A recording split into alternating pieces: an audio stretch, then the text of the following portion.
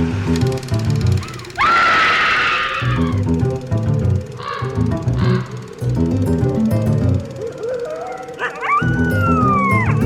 and welcome to Scream Scene, the horror movie podcast where we watch every horror movie ever made in chronological order and then rank them from best to worst. My name's Sarah. And I'm Ben. Thanks for listening to us today.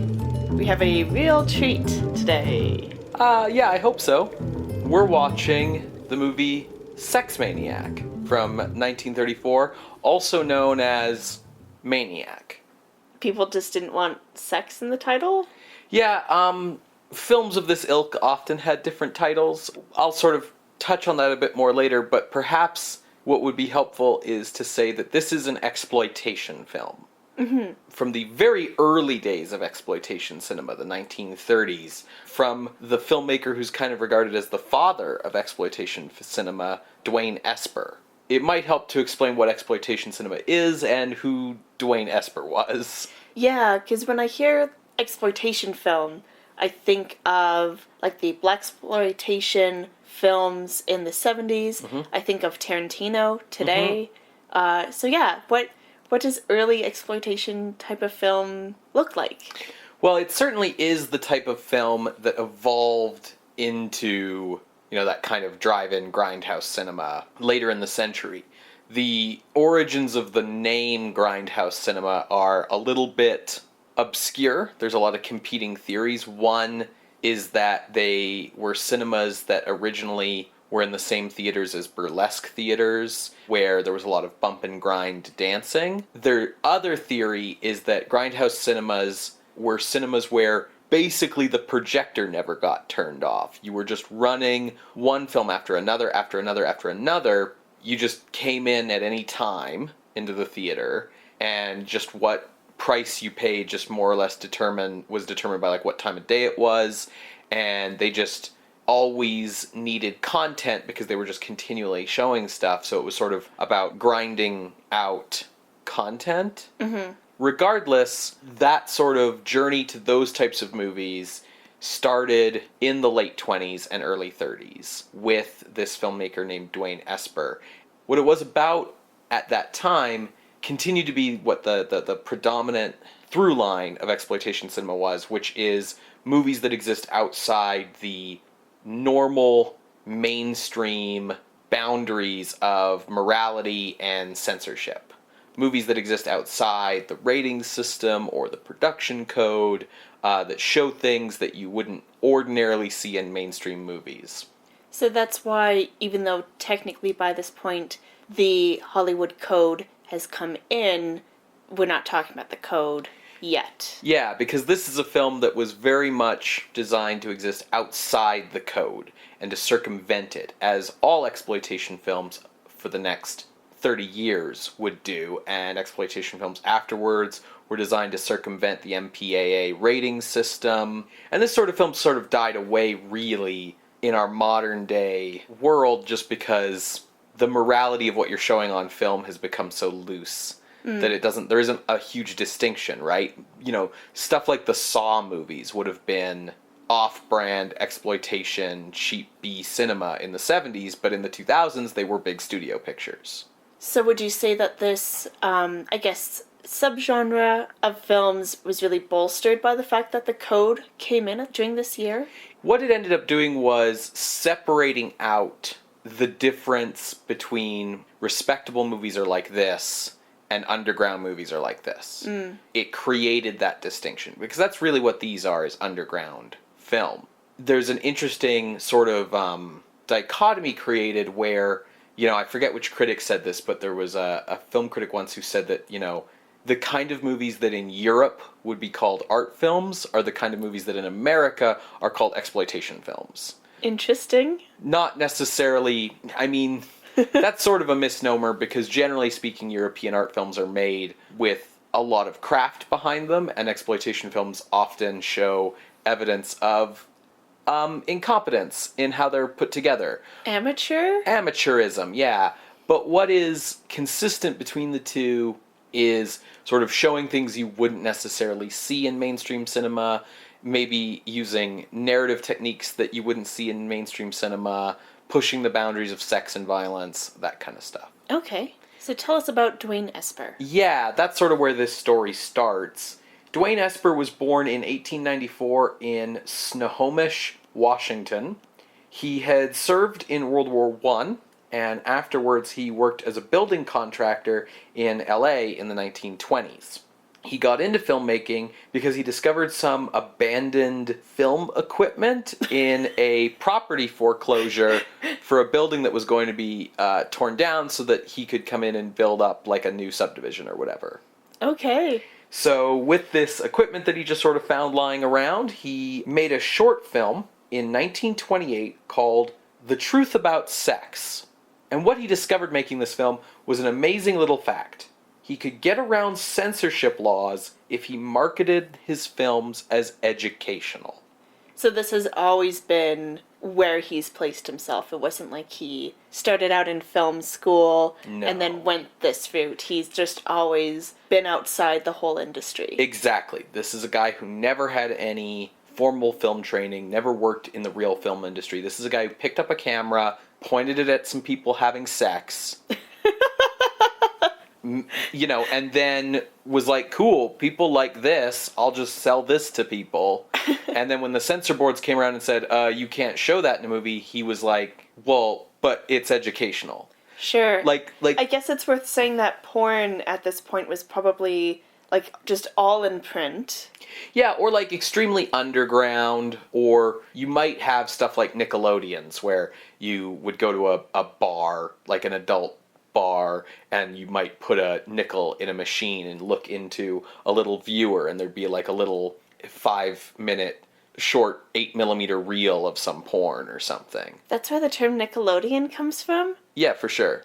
And now they make children's content. Well, Nickelodeon refers to the device more than the porn. Okay. It's basically just a sort of a one-person film viewing device that you would put a nickel into. Okay. But mostly it was used to show porn. Yeah, and I mean, the thing was that, like, even you talked about it being in print, that sort of stuff would have to be very underground, too. Like Tijuana Bibles, like, you would have to, like, find hidden in places. Yeah, exactly. You wouldn't be buying it at a bookstore or whatever, right? So what Dwain Esper was doing was making, and to call it porn by 2018 standards of porn is also a bit of a misnomer. This is stuff like, you get to see a woman change out of her clothes. Yeah. And get to see her naked, and you're like, holy shit, right? But you would, like, he literally had a movie called How to Undress for Your Husband, where it's like, shows like one woman who like undresses all sexy and one woman who undresses all messily, and like the sexy one is better.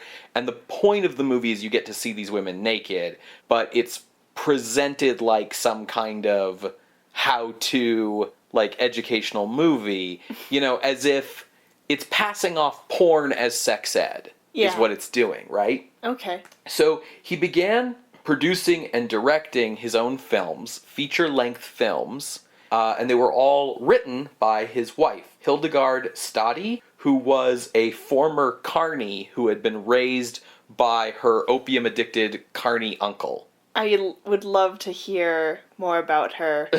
Like, can we have an autobiographical movie just about her? So, between Dwain, who had the film equipment and had this desire to make movies about sex and violence and all the things that you couldn't put in a normal movie, because that was how he was going to compete, right? Mm-hmm. That was how he was going to compete with, he didn't know how to make good movies. He didn't have money. He didn't have actors. He didn't have the star system. But he had what Hollywood movies didn't, which was like taboo subject matter. Mm-hmm. And then because his wife, who was writing the films, had this background in basically carny culture, she was able to come up with these really salacious titles and like provocative posters and like sell these things in a very kind of like, you have to see what this is way. Yeah. They found that, they could make these movies about sex, about drug abuse, about other salacious money-making subjects, so long as they had some sort of ersatz educational content in them, and also so long as they adopted a very conservative moral tone. Okay. Which is to say that their movies purported to be against everything they were depicting. So you'd make a movie showing people, like, getting high and having, like, crazy drug parties, and then be like, this could happen to you. Like, your children are out here, like, getting high, and it's bad. Or, like, you'd show some sort of pornographic movie of some people having sex, and then you'd be like, both these people died later of venereal disease. Sex without love and marriage is bad. Like, Sure. this is how you'd wrap this footage that, like, but everyone knew what you were there to see, right? Yeah. So kind of the joke around reefer madness. Yeah, in fact, I'm going to be getting to reefer madness. Awesome. So, Esper and Stadi did not understand how the distribution and exhibition systems of the time worked, and it's likely that even if they did, they couldn't have used them, as theater owners would have balked at screening their controversial films. You know, like, most theaters in this period were either chain owned by the studios, like your Paramount theaters and your Fox theaters and this sort of thing, or they were independently owned, in which case they were like small mom and pop businesses in rural towns where, you know, you didn't want to upset the town by going against moral and social norms. Yeah. And they certainly weren't going to be able to get these movies into like the Paramount owned theaters, right? So what Esper and Stadi did in order to actually show these films is they used a roadshow system called forewalling. And essentially what forewalling was Esper and Stadi would come into town, they would then rent a theater for like 2 weeks, and then do targeted advertising for their film to create buzz around it. So putting up posters, advertising like adults only screenings, this theater only for these 2 weeks, this kind of thing. And because they had rented the theater for that period of time, they could kind of show whatever they wanted, and this is what they would show. After a successful run, or after being run out of town, either or, they would then move on to the next town and the next engagement. So again, that carny culture, or the carnival sense of doing things came in here. Yeah, exactly. Bigger Hollywood movies did do this at the time too, but it was sort of the roadshow style of exhibition was usually, for Hollywood movies, like a big prestige thing, right? Like coming to your town for 1 week Fantasia. And this is sort of the other side of the scale where it's like coming to your town for 1 week Sex Maniac. So their first feature film was 1930's Sinister Harvest, which was about opium addicts. Okay. Then they did 1932's The Seventh Commandment, which is about adultery. And then 1933's Narcotics, which was another drug abuse movie. And then 1934's Sex Maniac, which is supposedly an educational film about mental health disorders. What it is actually is basically a schlocky B-movie, mad scientist horror movie about experiments gone wrong, and with some Edgar Allan Poe, the Black Cat motifs thrown in, because why not at this point? It would be followed by Modern Motherhood the same year, then 1936's Marijuana, then 1937's How to Undress in Front of Your Husband. Okay.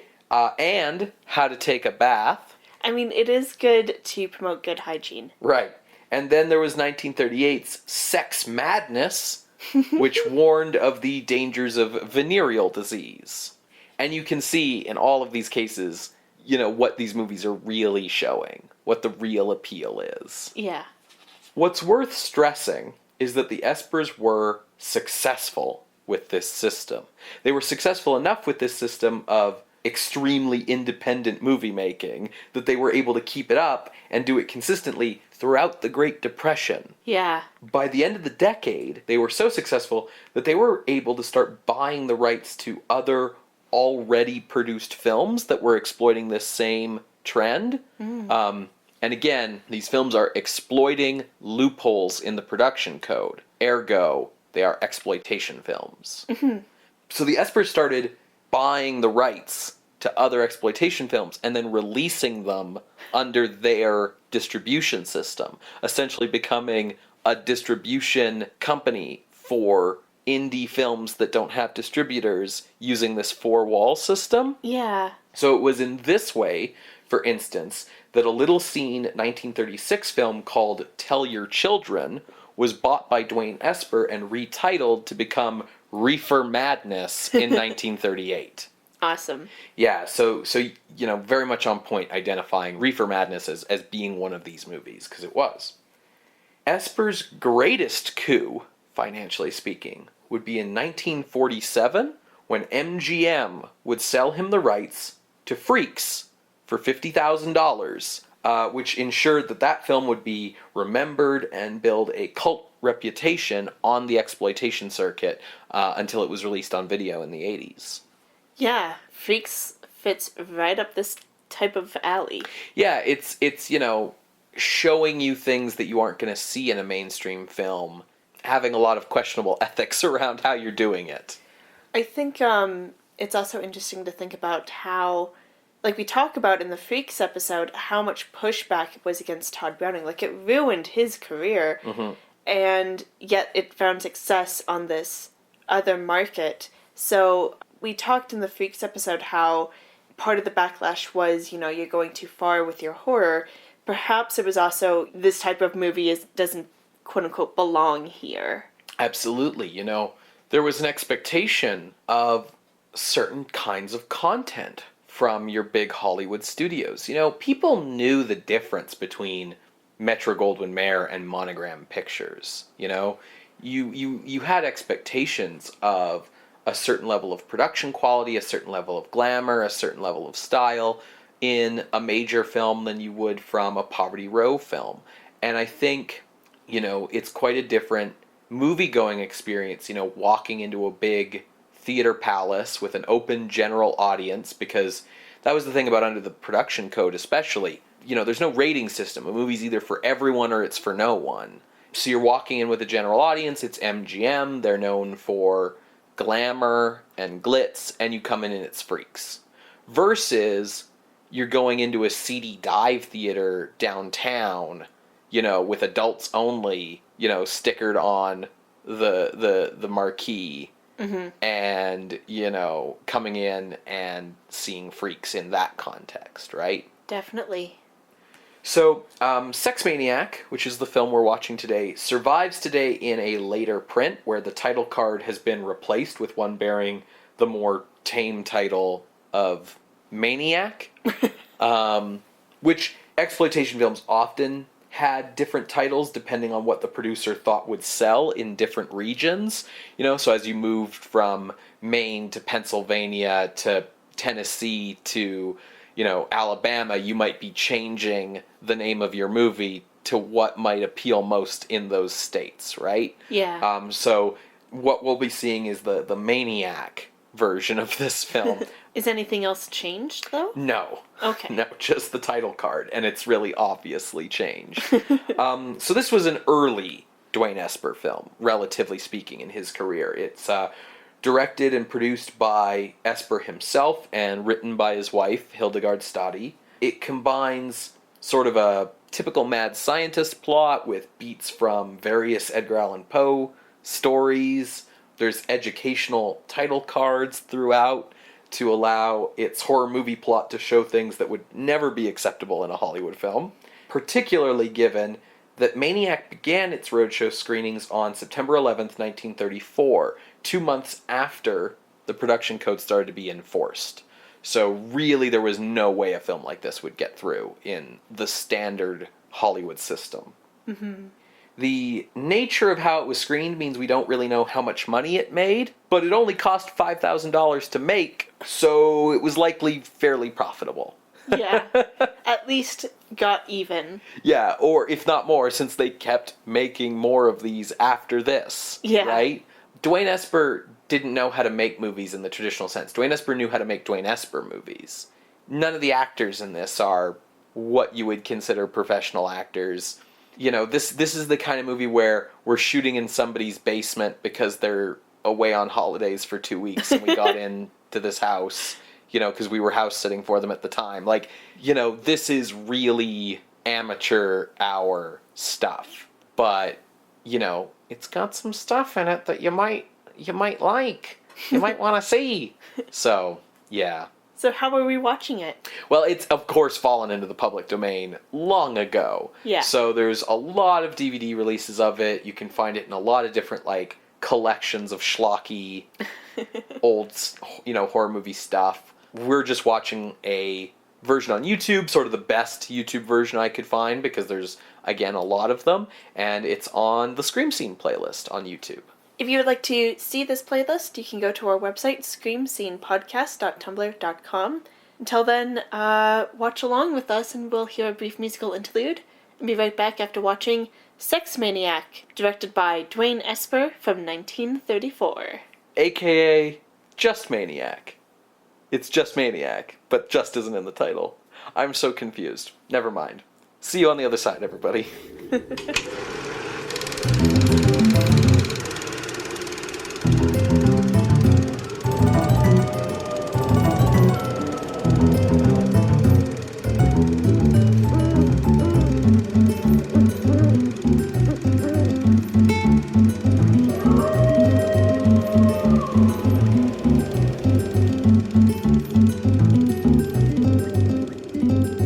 Well, everyone, welcome back to Scream Scene. We just finished watching Maniac, aka Sex Maniac, Directed by Dwain Esper. Whoa, this movie is quite something. This is really our first movie we've seen that I think falls into the traditional midnight movie kind of category. This is the 1930s equivalent of The Room, right? This is that same kind of thing where it's so badly made, but so inexplicably weird that your brain kind of short circuits when you're watching it, and the only thing you can really do is laugh at it. Yeah. Because, we've had previous episodes that are kind of like that. Supernatural and Mansion of Terror. House of Mystery? House of Mystery. The thing about House of Mystery is that, House of Mystery was made by people who were sane. What I mean to say is that House of Mystery was made badly. The writing isn't good, it's not directed well, it's not shot well, whatever. But it's made by people who, understand what, a movie and a story is supposed to be. Yeah. It knows what it's trying to do, it's just doing it badly. This movie's just doing whatever, because it's coming from the point of view of its specific, creators, right? One of the things that makes these kind of movies unique, the thing that makes a Dwain Esper film or an Ed Wood film or a Tommy Wiseau film what they are, is that they aren't just bad, but they're, these weird glimpses into the auteur's, bizarre worldview.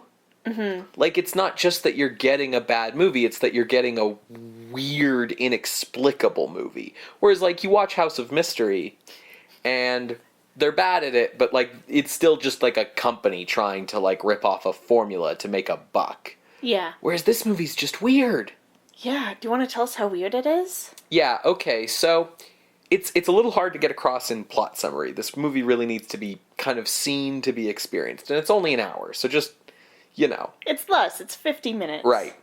It begins with a title card talking about how the worst possible disease of the mind is fear, and if you just don't be afraid of anything and instead have faith, you can replace worry with confidence.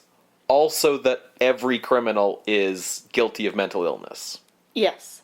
Then we establish that we are following Dr. Meyerschultz, who's a accented mad scientist with a beard and crazy hair, and his assistant, Don Maxwell, who is a ex-vaudeville performer who specialized in impersonations, who has become Meyerschultz's assistant because there's a vague implication he did something in the past that means that this is the only job he can get. Yeah. Meyerschultz is doing experiments into bringing people back to life, and the thing about that is that they need to be dead first, so they go to the morgue and steal a body.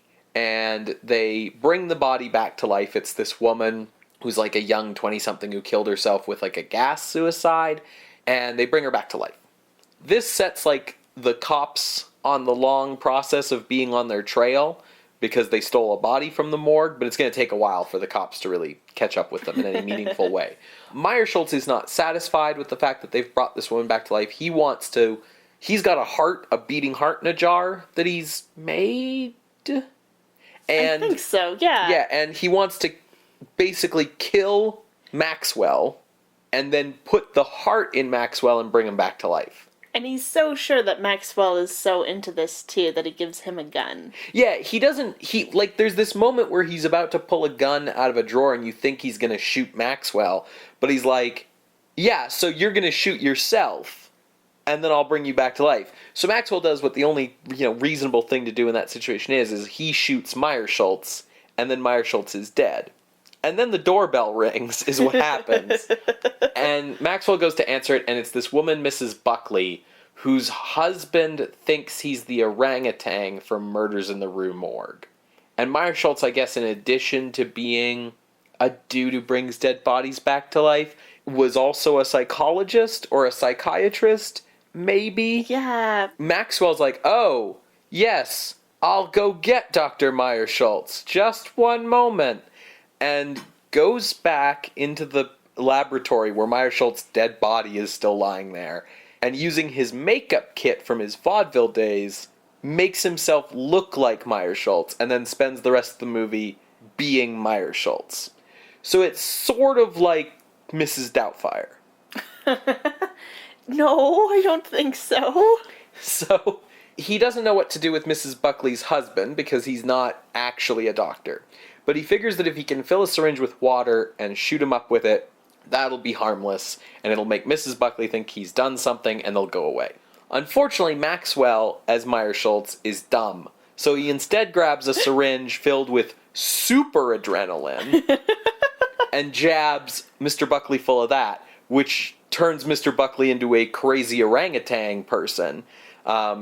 Not physically, just mentally. Yes. This is when the dead woman they brought back to life just walks into the scene in a sort of zombie trance in negligee, and orangutan Buckley, grabs her and, takes off into the night with her in his arms, growling, at one point stopping to rip her dress apart so that we can see her titties. And then they just wander off into the night, and that's the last we see of them. Yeah, that's the end of them. That's the last of it. Is he the sex maniac?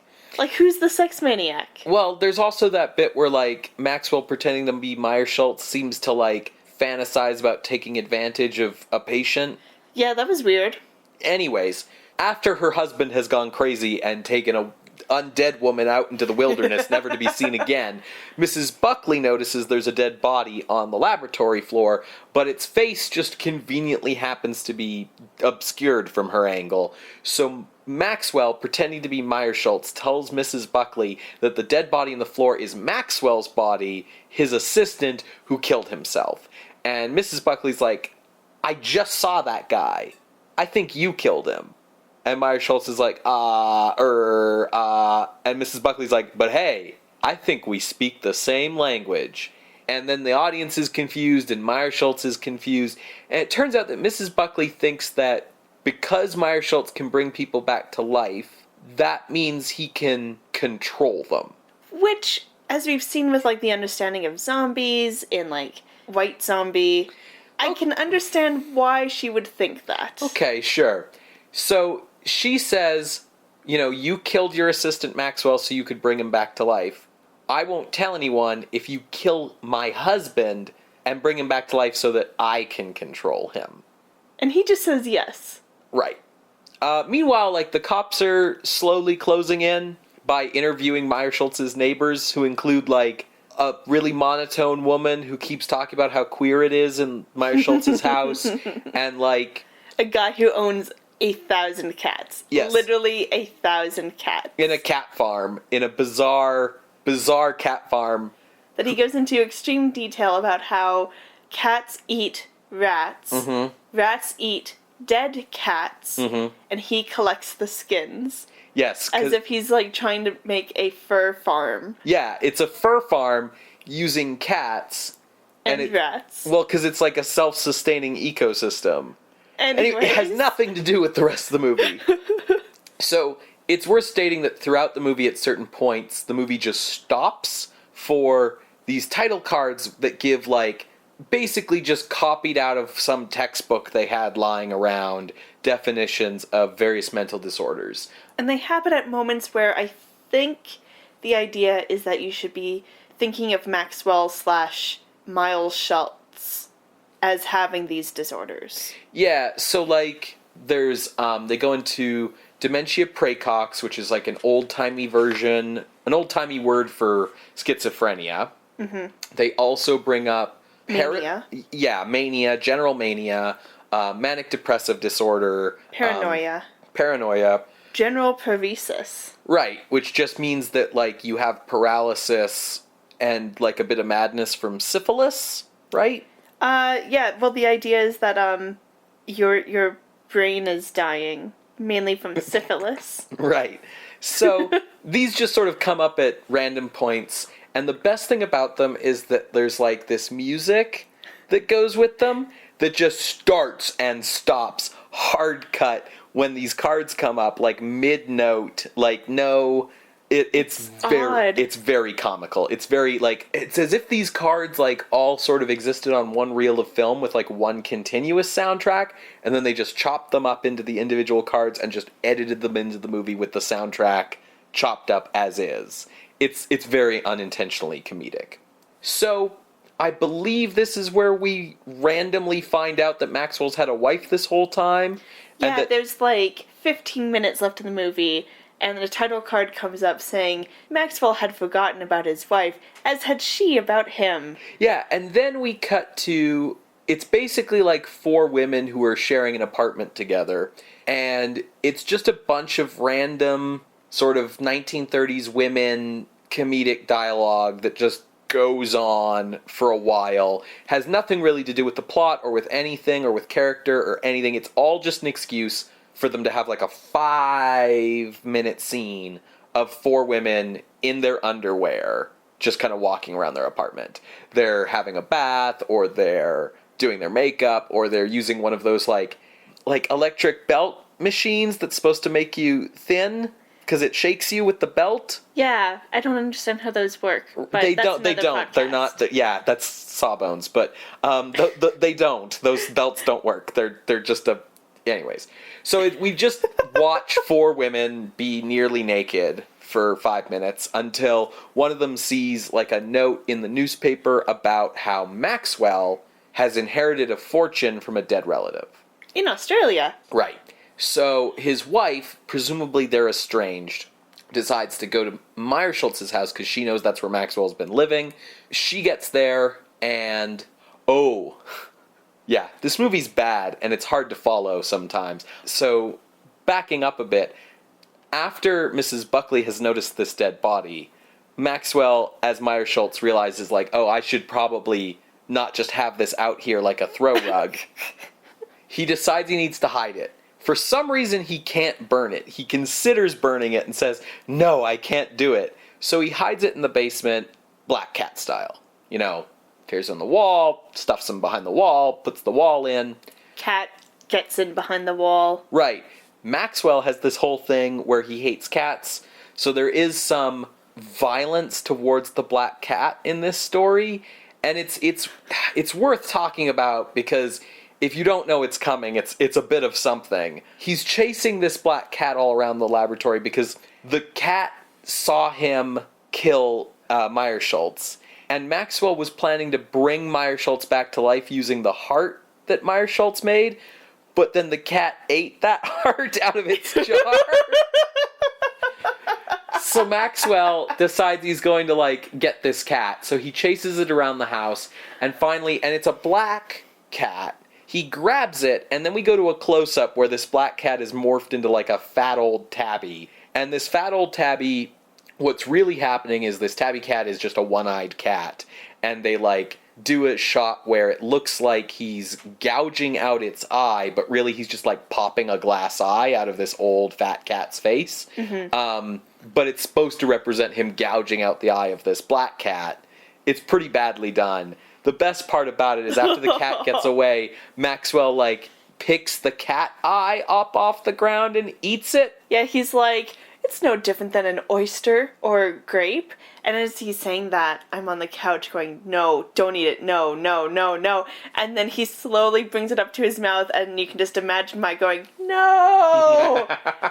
The thing is when he is amontolladoing the body of Meyer Schultz behind this wall, the cat jumps in behind the wall as well, and he doesn't notice it because Maxwell keeps slipping into these, like, hallucinatory episodes where he just laughs maniacally while stock footage from old silent movies, like, is shown. Stock footage of Satan.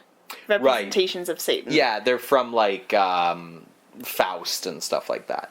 So he's sort of slowly going mad, is the point. Fast forward back to Maxwell's wife coming to him, telling him about the inheritance. Maxwell Miles Schultz imagines, or maybe it's real, that his wife is planning to kill him to get all of the money herself. Right. Meanwhile, he also still has to get rid of Mrs. Buckley because she knows that he's murdered people, and he certainly isn't doing a good job at getting her husband back. Yeah.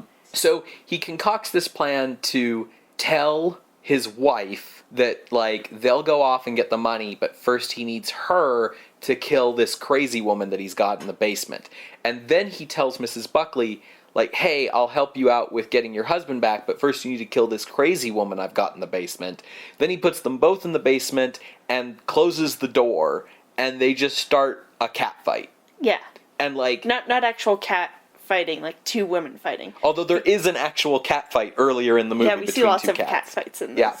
But these two women fighting, the main reason why this is in the movie is so that they can start tearing at each other's clothes and revealing their underwear throughout the fight. Yeah. Then the cops show up finally. Finally. Having followed the trail of clues from, hey, this guy stole a body, to let's go to his house. And they show up and arrest Maxwell pretending to be Meyer Schultz. They hear the women screaming. They go down to the basement. They hear the cat meow from behind the wall. Oh, look, there's the body of actual Meyer Schultz. Maxwell goes to jail. The end.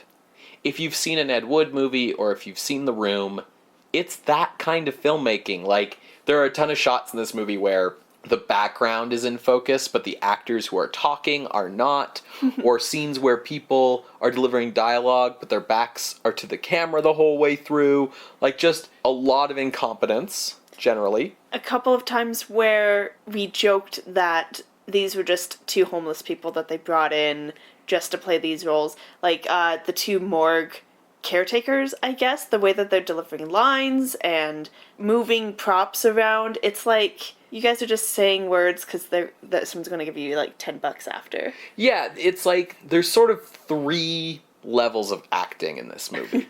Sure. So if you really are like a major character in this movie and you have to do a lot, those are probably real actors, quote unquote. They're like not good enough actors to get into real quote unquote movies, but like they're probably actors. The next level down is there's probably a bunch of people in this movie who are just like friends and family of the people making the movie, where it's just like, come on, say this line for, 5 minutes, whatever, and then you can go home.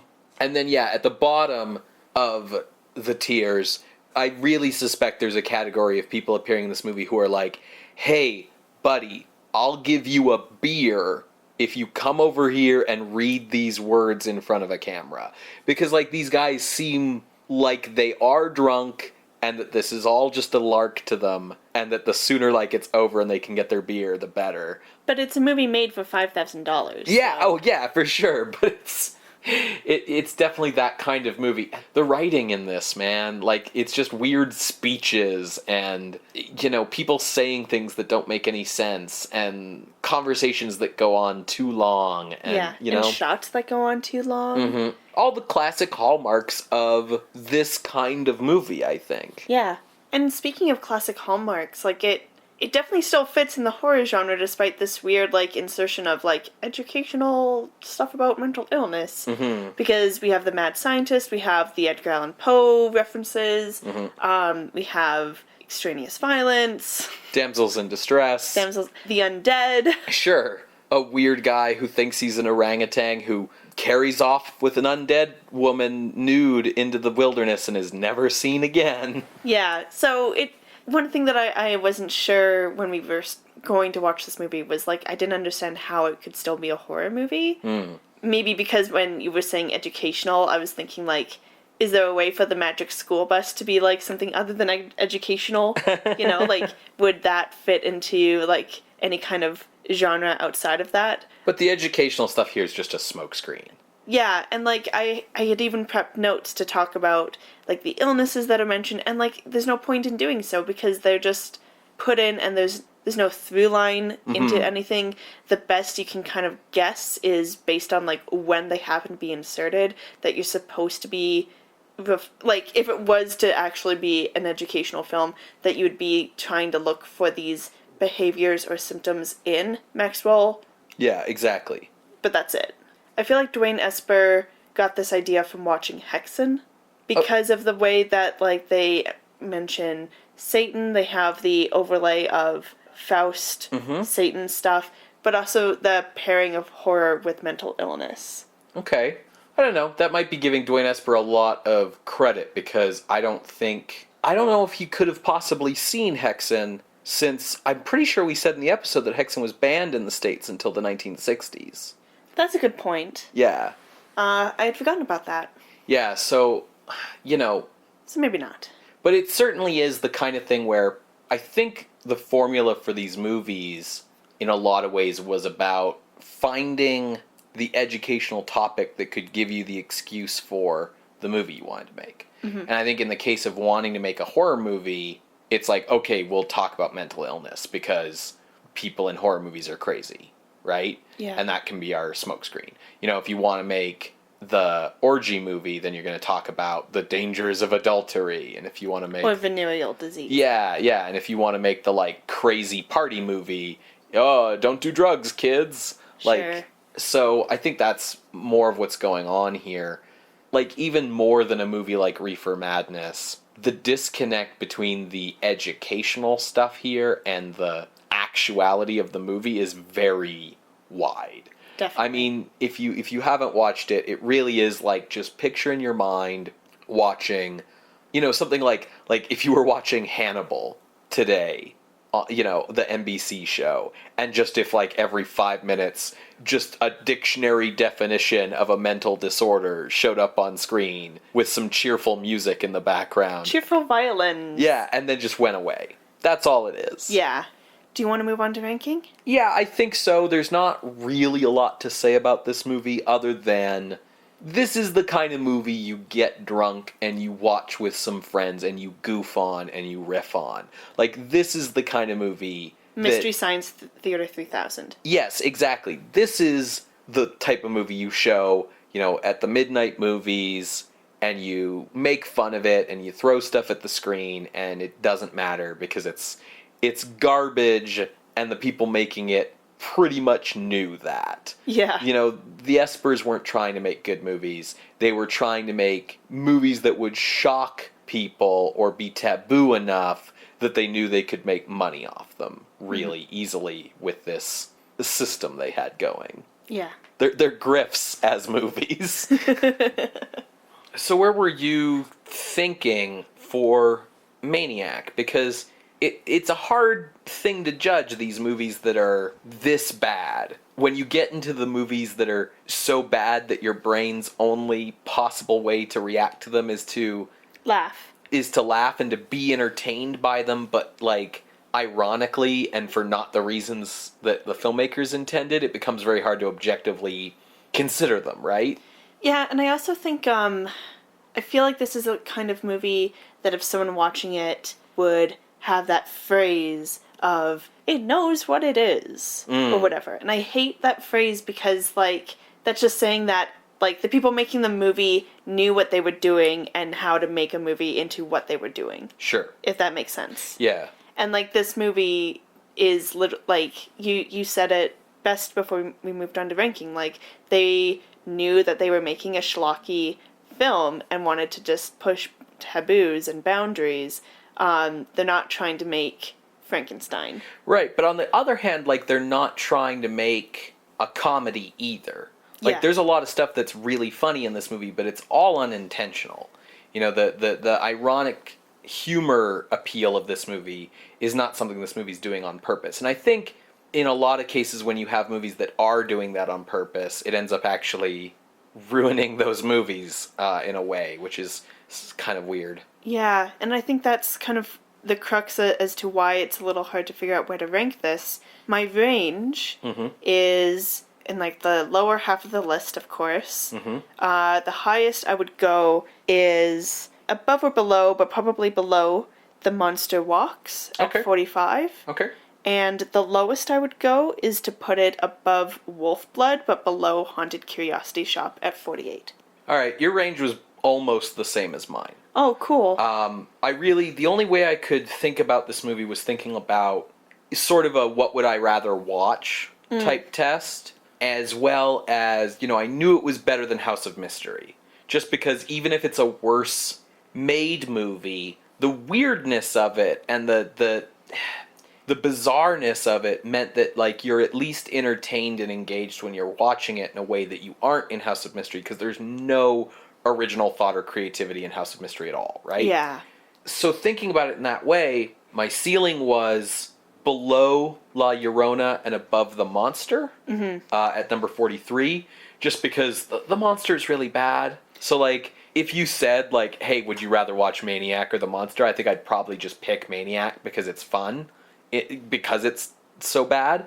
And then, same thing, I sort of bottomed out at saying below Haunted Curiosity Shop, above Wolfblood at number 49, because Wolfblood's boring. Yeah. For like an hour. For sure. And then it only gets weird in like the last 10 minutes. Whereas this movie's weird throughout.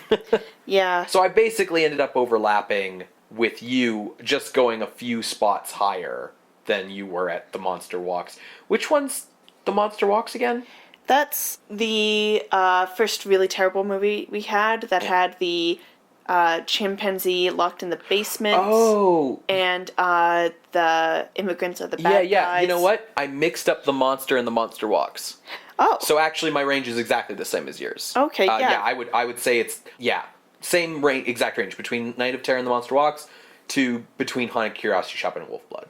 Okay. Do you want to just put it above The Monster Walks then? Yeah, I think that's fair, because ultimately this is more fun. Like, you know, put a gun to my head, I'd rather watch this than The Monster Walks, which is just kind of a boring, drab kind of movie. Yeah. The reason why my bottom was where it was at is, like, Wolfblood is a boring movie, but, like, it has its merits.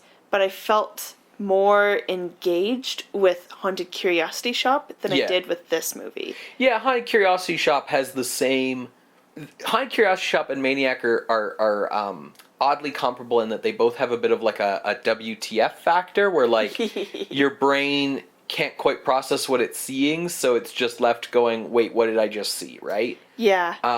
But yeah, I think ultimately, like, yeah, it's you know, it's still a better movie than Monster Walks, just for its willingness to go there and do things that people hadn't done before. For the WTF factor. Yeah. So going in at number 45 is Maniac, aka Sex Maniac, from 1934, directed by Dwain Esper. If you would like to see this list, you can go to our website, screamscenepodcast.tumblr.com. There you can find links to other episodes, as well as an appeals box where you can submit your questions, concerns, and if you think that a movie we have ranked previously deserves a better or worse spot, that's where you can send them. You can also email us at screamscenepodcast@gmail.com or talk to us on Twitter @_screamscene. Scream Scene updates every Wednesday through SoundCloud and iTunes, and is therefore available on most podcast apps, Apple Podcasts, whichever one you're looking to use just through the RSS feed. You can give us a rating or a review on iTunes, which helps other people find the show. You can comment on SoundCloud. We love to hear your feedback. What are we watching next week, Ben?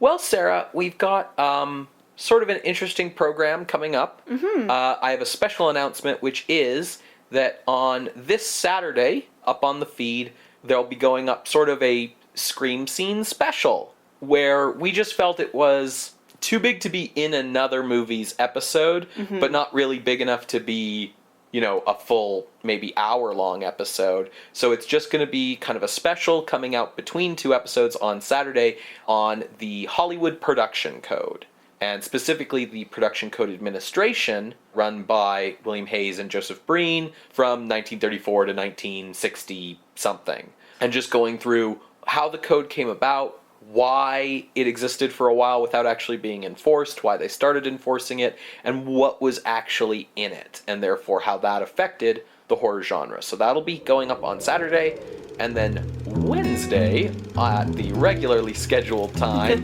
we will be watching our first post-code Hollywood horror film, Bride of Frankenstein. Excellent. Yeah, I know this is an episode people have been looking forward to for a while. I've been looking forward to covering it. Mm-hmm. Yeah. So until we see you next time, good night, creatures of the night. Bye. Bye.